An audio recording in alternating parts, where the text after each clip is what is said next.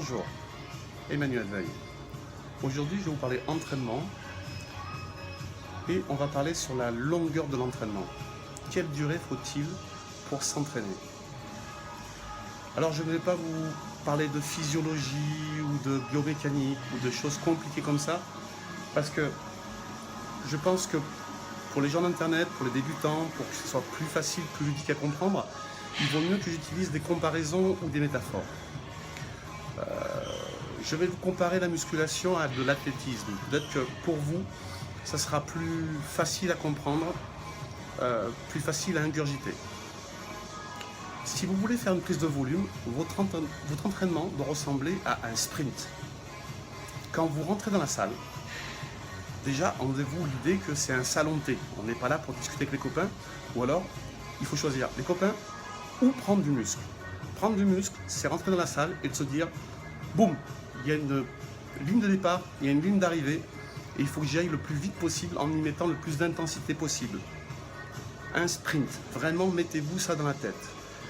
Trop de débutants ont tendance à croire que plus ils vont rajouter des exercices, plus ils vont rajouter des séries, plus ils vont faire du volume de travail, plus ils vont avoir de résultats. C'est faux. Le résultat est l'intensité. Le volume de travail se fait que si jamais on a une aide chimique, par exemple, qui fait qu'on peut avoir du volume de travail. Naturellement, il faut se dire qu'un muscle a besoin d'être choqué, se reposer, manger. Ça, c'est le plus important à comprendre. Un sprint. Quand on veut sécher, l'entraînement doit ressembler tout doucement à du semi-marathon, à du marathon. Donc, se dire que plus la séance va durer longtemps, plus on aura des chances de brûler des calories. Ne vous encombrez pas avec des histoires de fibres rapides, lentes, quel entraînement faut-il faire pour entraîner-vous.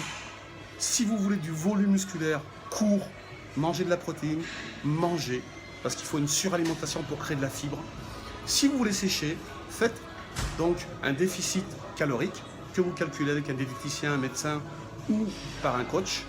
Et vous avez un volume d'entraînement qui est plus long, légèrement plus doux pour éviter la blessure, mais qui va vous permettre justement de brûler tout doucement un peu plus de calories. On peut y rajouter du cardio.